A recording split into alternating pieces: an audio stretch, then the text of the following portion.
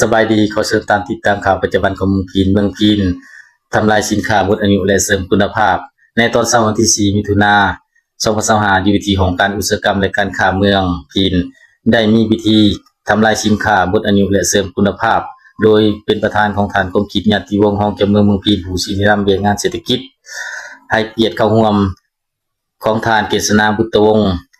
ห้องเลขาผักเมืองฐานคันแก้วสุริปันนราชหัวหน้าของการอุตสาหกรรมและการค้าเมืองพีนท่านแก้วอุดรสิทธิชนหัวหน้าแขนงการค้าภายในแผนกอุตสาหกรรมและการค้าแขวง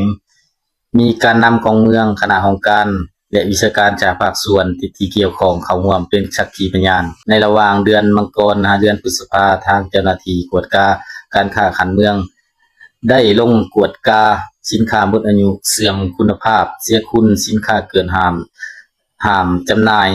สินค้านอกระบบสินค้าลักลอบภาษีสินค้าอื่นๆที่มีการละเมิดองค์การอุตสาหกรรมและการค้าเมืองเจ้าหน้าที่กวดกาการค้าจึงได้ลงเก็บกรรมข้อมูลและได้เคลื่อนไหวกวดกาสินค้าตามเป้าหมายดังนี้ได้กวดกาและยึดสินค้าประเภทเครื่องบริโภคเสบียงอาหารหมดอายุเสียคุณเสื่อมคุณสินค้าเกินห้ามได้ทั้งหมด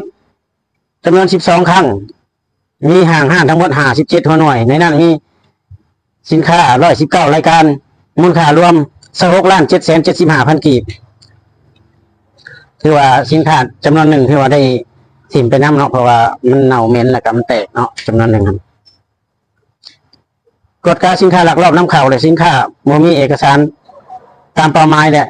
ตามแหล่งข่าวดังนี้เบียร์ซาลาเวียดนามนี่เนาะจำนวน100 แก๊สมูลค่า12 ล้านกีบกดเห็นเบียร์ลาวปองเงาที่บ่มีเอกสารจำนวน159 แก๊ส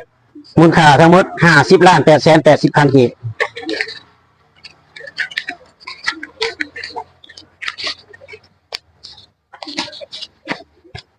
เบียร์สติน9 แก๊สมูลค่า1,80,000 กีบทางของการอุตสาหกรรมและการค้าจะได้จัดพิธีทำลายสินค้าจำนวนดังกล่าวที่ยึดมาได้อยู่ของการอุตสาหกรรมและการค้า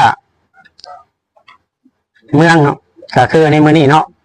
โดยรูปแบบการทำลายเนี่ยจะได้แกะถุงหรือถอกเทลงใส่ถังและจุดบางรายการ